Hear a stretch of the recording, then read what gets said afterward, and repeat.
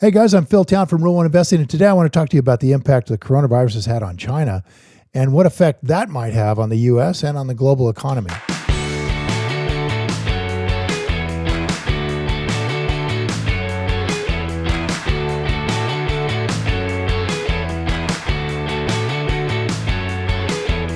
Well, we're sort of saying that we don't officially know where the coronavirus originated, which is very politically correct, when we pretty much all know where the coronavirus originated, but we'll stay with the political correctness side of things.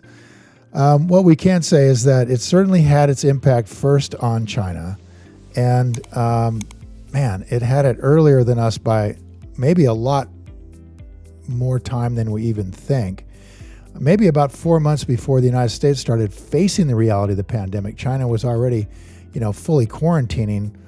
And boy, a lot of people are angry with them because of the way they sort of muscled the WHO to play down the impact of this with, stuff like, hey, it's not transmittable from one person to another. And we're just finding out the United States probably was into full pandemic mode weeks, if not months ahead of when we actually thought we were. They just recently found somebody died that they went back and did an autopsy and found out they had CV early February. So maybe this is something that started earlier than we all think. But I'll tell you what's happening is that the Chinese economy is driven in large part by what goes on in the United States. China produces an enormous amount of materials for us. And what has just happened is that we have begun to realize that the idea of globalism, an ideal that was first pushed forward aggressively by Richard Nixon and Henry Kissinger back in the 70s, that we could eliminate war by having global trade, because companies or countries that trade with each other are much less likely to go to war and historically don't. And what a lovely ideal to have is global trade, right? But what global trade meant over the last 30 years was that China came out of being a rural society into a sort of an industrial society.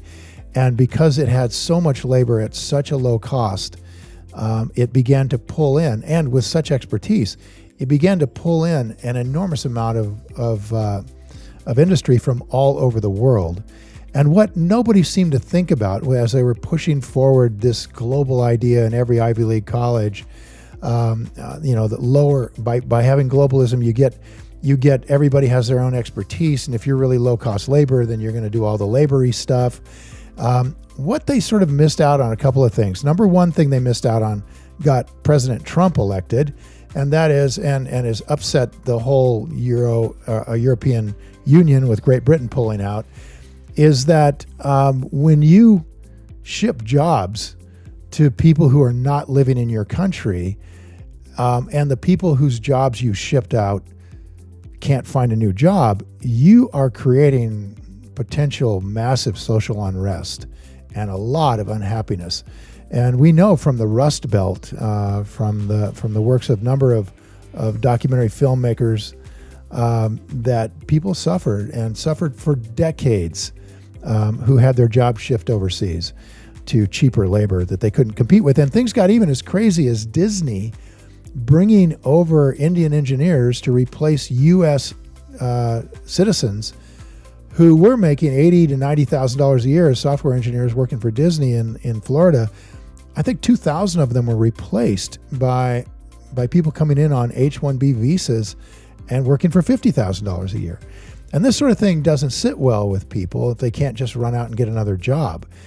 So the theory of globalism was that, there'd be another job, but there just wasn't another job. All these jobs went overseas, and the overseas expertise, particularly in China, kept getting more and more, to a point where Apple Computer found that it really couldn't it could. Steve Jobs, I'll tell you, Steve Jobs did not want to ship Apple to China, but Tim Cook talked him into it, is my understanding anyway. And now Apple is really in an issue because they wanted to bring manufacturing back to the United States, but the United States doesn't have that sort of low-end engineering expertise that China does. I mean, they wanted to bring 600,000 jobs back here, and they couldn't do it. And now what's happening is we're seeing another aspect of this idea of globalism fall down and smash itself. And that is that in a crisis, if you have a global economy, the whole idea was nobody would go into war with each other. They didn't consider what would happen in an economic crisis.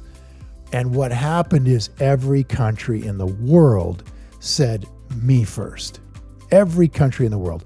Now, Trump made that, for a lot of people, a reprehensible political ideal, America first. But man, did you ever see it go worldwide when we got into a crisis? And we start with China. China went me first by refusing to actually tell the rest of the world what was going on, because they were afraid that the world would shut them off, which they would have. Absolutely. This disease spread out of China because they didn't inform the world that people in China had this disease. And as a result, millions of Chinese came out of that diseased area and went around the world, spreading it everywhere.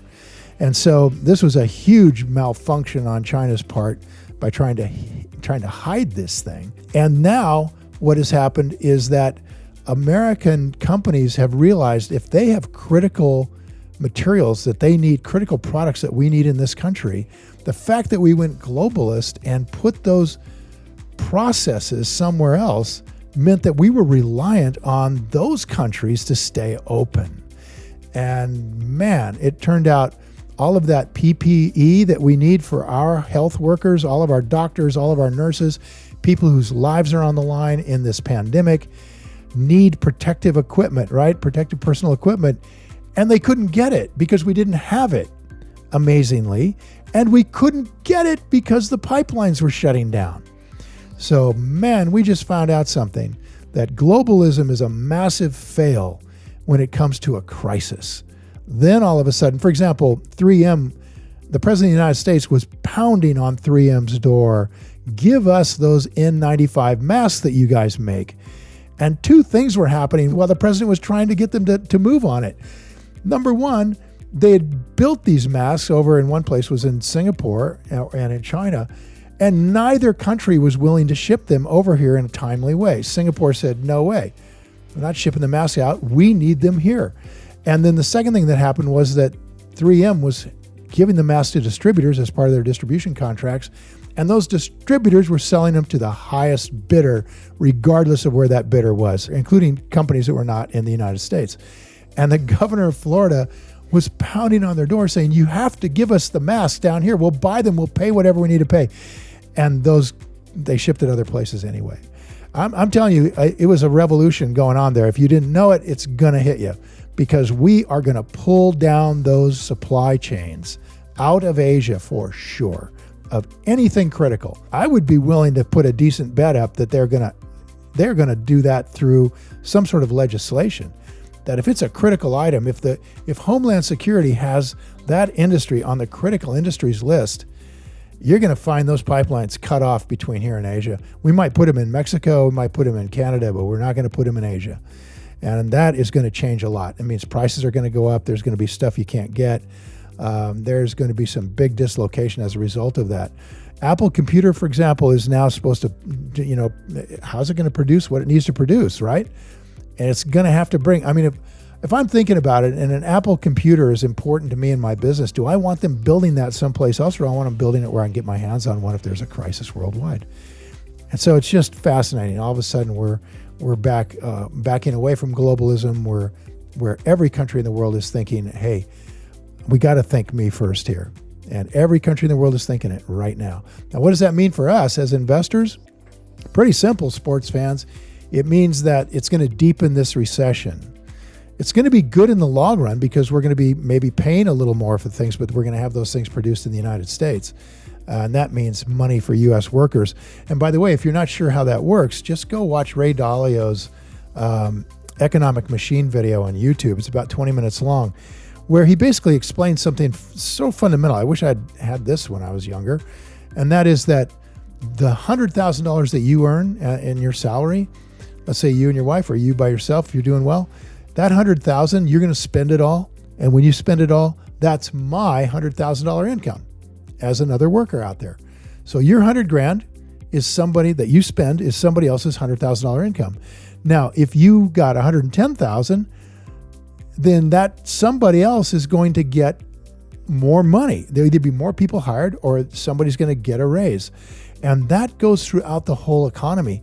So when we start, thinking about our neighbors who need a job, we might want to think twice about buying stuff that's super cheap at Walmart that's coming out of China, because that's a Chinese guy's job, okay? And we got Americans, 20% of us are unemployed right now. We need Americans to have jobs, because if they don't have jobs, buddy, you might not have a job. So thinking global is all great right until it comes down to your income. And when you're not going to get an income, then global thinking is going to be something you're not going to be real friendly about. So think really seriously about, hey, maybe I'll pay a little more for a hammer, but it's going to be manufactured in the United States or Canada or Mexico. And we're going to support economies that are right here near home. We're going to support jobs with Americans, and be thinking about what the impact is that on your neighbor and on yourself. So yeah, for investors, what this means is we're going to have a little deeper recession for some time. We're going to have companies that are going to be not doing well, who are dependent on China, who are competing on price. It means get away from any company that's competing on price. You're gonna be in big trouble with that.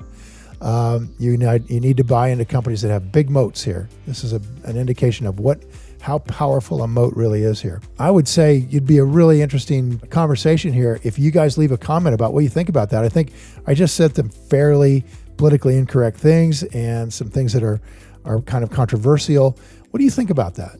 And what do you think about those things? How do you stand on this globalism idea? You feel okay about buying things where the money goes overseas and that's somebody else's job in China, or do you think you should be supporting American workers who will then in turn support you? Yeah, let me hear what you think. Have a conversation. I'll be sure to follow up with you. Thanks for watching. Now go play. You guys, if you enjoyed this video and you think it was valuable for teaching you more about how this coronavirus is impacting China, which is impacting us, which is impacting worldwide supply chains, which is impacting you and your job, hit the like button and share the video with your friends. And if you want more investing content, subscribe to my channel, you guys. And don't forget to click the button on the screen. We got a free gift for you. Thanks for watching.